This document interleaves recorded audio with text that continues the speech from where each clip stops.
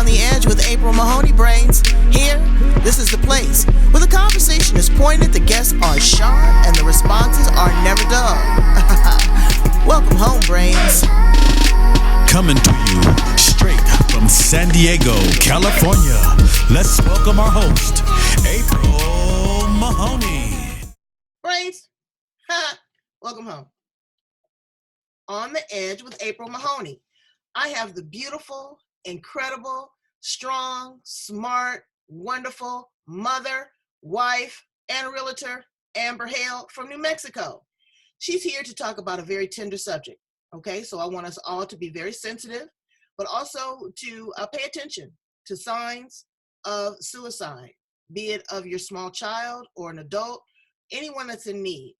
She is here to really open up and share with us something very, very personal. I can't even imagine what it would be like to lose a child, and for a child to feel so vulnerable at such a young age that they didn't have anyone to reach out to, and they felt safe enough or wanted to really reach out to them to avoid potential suicide. Suicides are running rampant.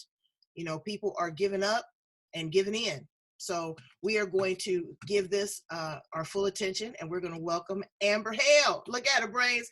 There is she. Look at that smile. Is that $1 million smile? Absolutely.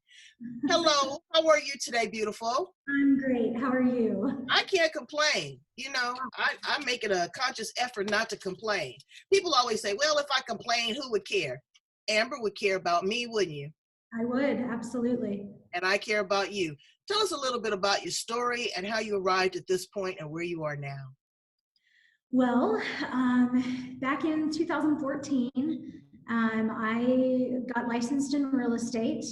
I had lived in New Mexico for a couple of years and tried ranching, and I'm a city girl and ranching was not for me. So I decided to get my real estate license. And I joined the brokerage where my realtor had worked and sold me a house. And 9 days after I was licensed, my 13-year-old son died by suicide. And so here I was in this brand new career, and my world had been rocked. We were living in a place that we didn't really know too many people. Not much of a support system in New Mexico for us at that time.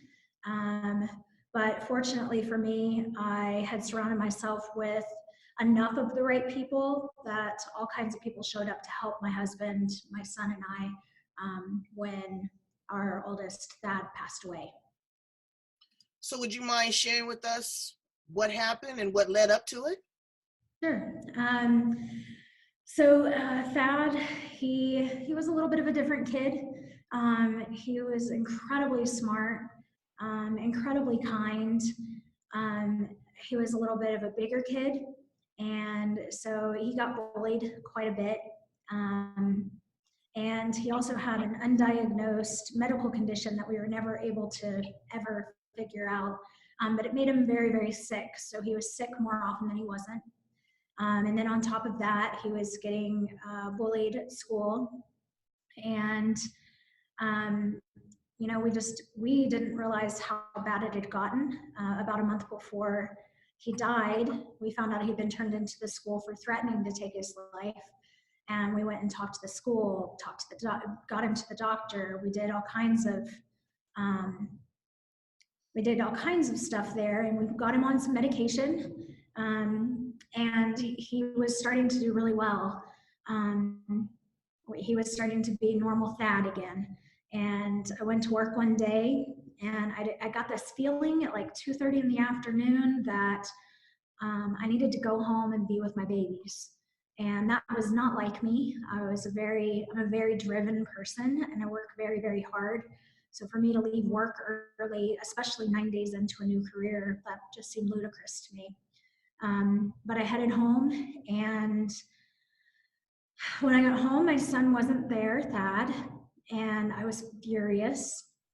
And a couple hours later, my husband got home, and we had a rule in my house that we didn't talk about one child in front of the other child. So I asked my husband to come outside with me so that we could chat.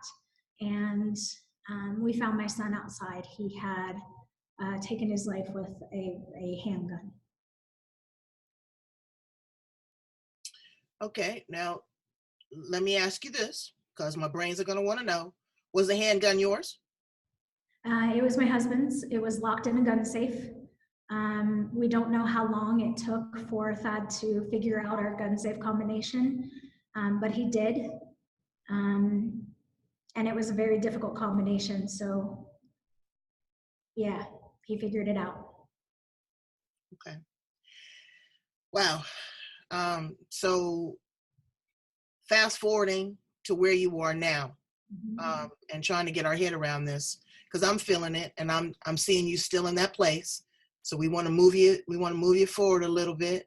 What was your reaction? Now, firstly, when something like this happens, we think about bullying. I say it all the time. Teach your kids how to kick an ass. I'm sorry. But how to defend themselves with their words, with their power, with their strength. Because I remember growing up, I was bullied as a kid.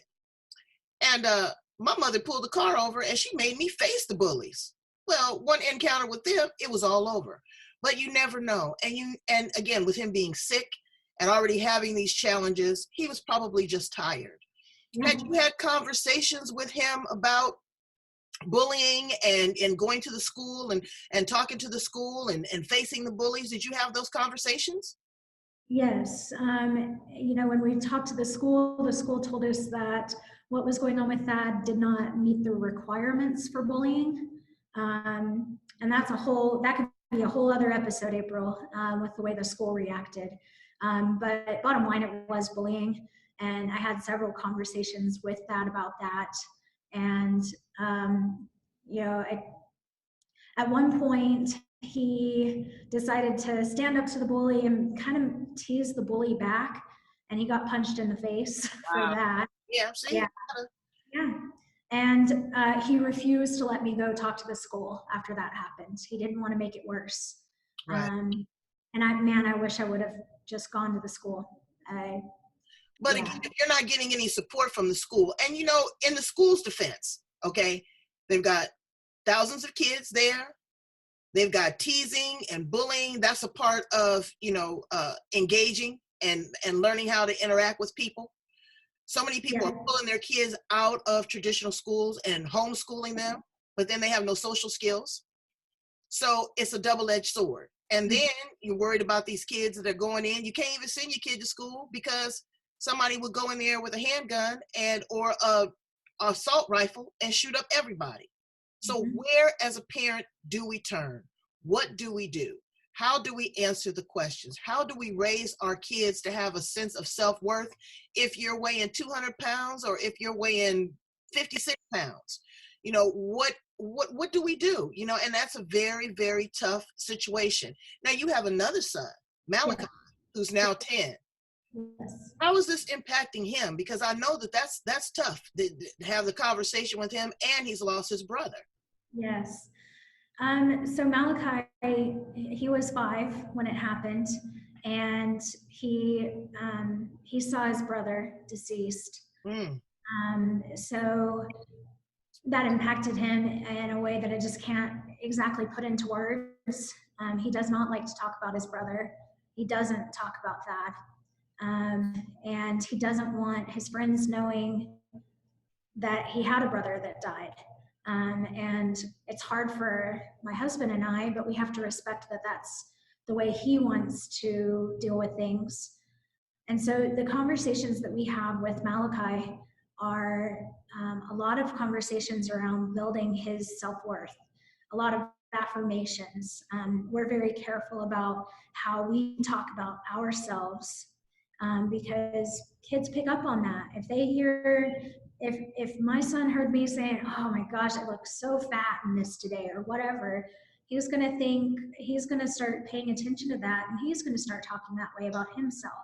So we're very, very careful about what we say about ourselves, and encouraging him to talk when he is upset, and letting him know it's okay to be sad, and letting him know that he is amazing. just the way he is, and just working constantly on building his confidence. That's all well and good. And, I keep it real. I ask the tough questions here on the edge. But he can't go through his entire life walking on eggshells, nor can you. These conversations are going to come up. Somebody's going to talk about that. Somebody's going to bully him. Is he in counseling? He has been in counseling off and on. He is not a fan of counseling. And so we have some different types of therapy. We do craniosacral therapy with him, which is, it's a type of therapy that works on your central nervous system, and it pushes energy through your body to help relieve tension trapped in your muscles. Essentially, emotions get trapped in your muscles. And so it works to break that up. What's interesting about that is when he goes to that therapy, almost every single time he has that afterwards, he'll tell me a story about that. It's really incredible just to see the difference that type of therapy makes for him. And I know eventually he's going to have to talk about it, but right now he's not ready, and we can't force him. No, I mean, because it's very tender. You don't want to push him into a vulnerable position. But you know what? Death is a part of life. Okay? It's like taxes. It's guaranteed. And so, as parents, we really want to protect and we want to shield and we love our kids, but we have to raise them to be independent adults. You know what else? I've had great guests on my show that talk about EFT, emotional freedom technique, the tapping. Yeah. How that works amazing with kids, meditation. Are there any sort of group therapy, maybe camps or support groups that support young children Malachi's age in working through this type of trauma? Have you heard of any of those? I haven't, but well, I think you should start one. Yeah, it's interesting you said that, because I was like, gosh, that might be a really great thing for him. Absolutely. Let him be the leader. Let him be a team leader. Let him have a voice and a position of authority that he can actually, I'm getting goose pimples. I know, that's God talking to me. But really giving him that leap of faith that he can get through it. He'll talk about it when he's ready. But, again, kids do so many things. They do it through art. They do it through music. They do it through dance. They express themselves so many ways. And I want him to be ahead of the curve because, again, he's 10 years old and he's going to run into a bully, give him some martial arts, a little jiu-jitsu, that, and gun safety. Yeah. If you are a gun owner, I'm a gun owner, okay? But gun safety. And I know that you had it locked up. I know that you would not do anything like that to jeopardize your child. But we really have to be aware of that, and we got to be cautious because it could have been something else. So now here you are as this parent that has been through this trauma and still raising a child. Let me ask you something kind of personal. You can answer it if you want to or not. Did this really impact your marriage? Oh gosh, yes. Yeah, absolutely. Something really interesting happened that night. I was not a religious person. I wasn't a spiritual person. But there was something that night that kept me from finding my son by myself. And something that night told me that I needed to not let this destroy my marriage. And I looked at my husband that night and I was like, we have to get into counseling. We cannot let this destroy our marriage. And we were in counseling within 2 weeks.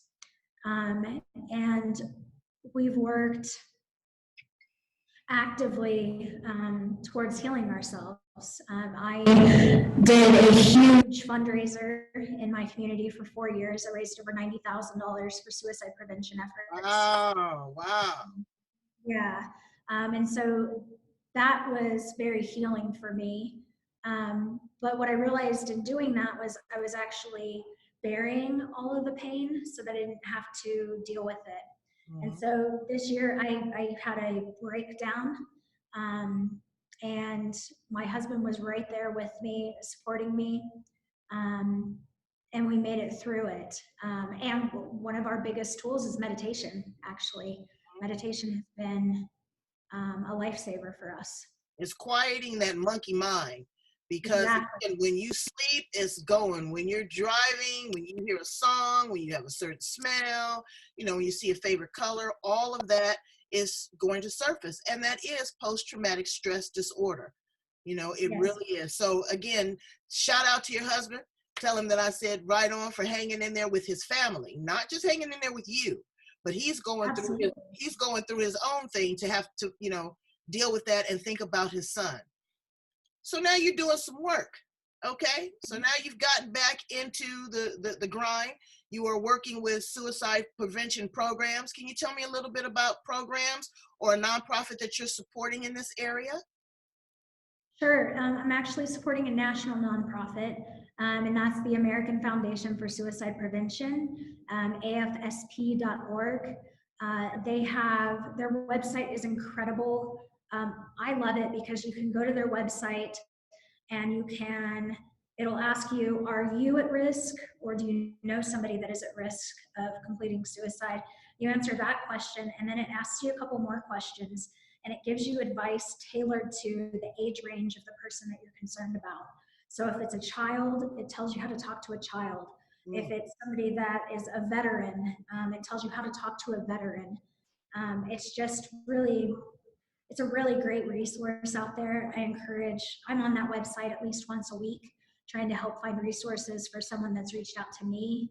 But I encourage parents, all parents especially, to go there to learn how to talk to their children about suicide, because unfortunately in this day and age, it's going to touch each one of their kids in some way, and they need to have these conversations now.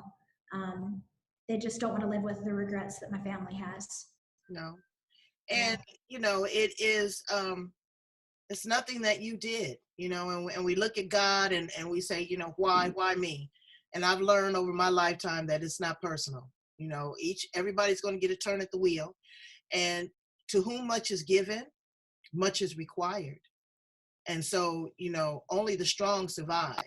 And you are a survivor, and you are a thriver, because you're killing it in real estate. So tell us about your real estate there at Keller Williams and the team of 4 that you lead. All right, so I have a team of, including me, 4 lovely women. We are the Hale group at Keller Williams, #Hale, yeah. Yeah, hell yeah.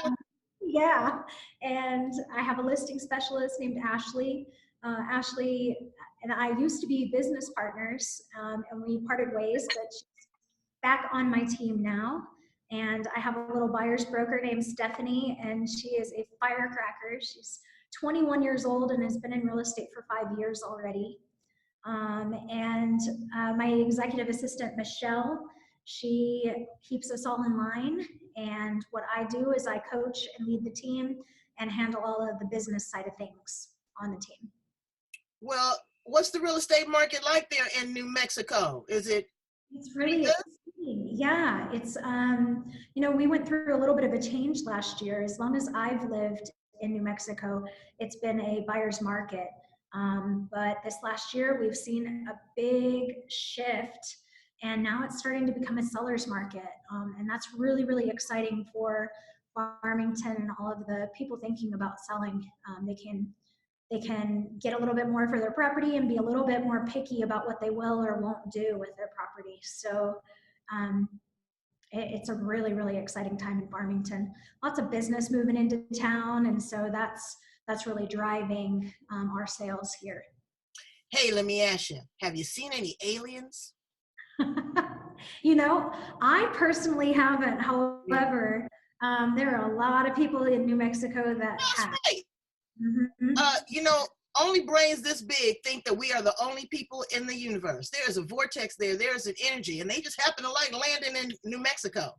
Yes, okay? But it is a very spiritual place. There's a lot of Native Americans there. There's a lot of energy. There are a lot of souls. There's Thad. Yep. So, there's hope, and of course we can't answer the questions. Only our God and our universe can answer the questions. But like I said, I need you to stay strong. I need you to encourage Malachi to be a team leader, to step out of there. He'll talk about it when he wants to, or maybe he never talks about it, but maybe he can help somebody else. Maybe he can help a friend.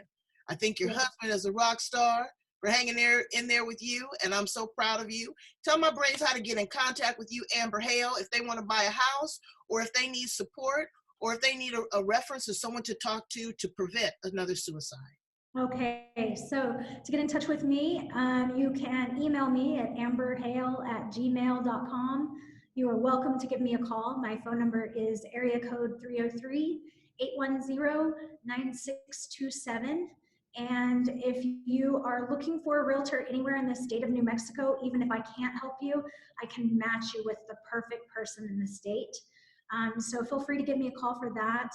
If you need any resources for suicide prevention or how to help yourself heal after a trauma, I would love to give you some guidance in that. Please, please, please feel free to reach out to me.